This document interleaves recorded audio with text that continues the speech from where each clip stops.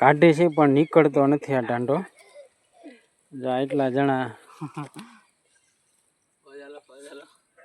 નીકળી જાય પણ આ ફૂટી ગયો ઠીકા ઠીક એનો ઈવન ઘોડે કાળ પોકારતો છે તો અહીંયા આવીને બેઠો.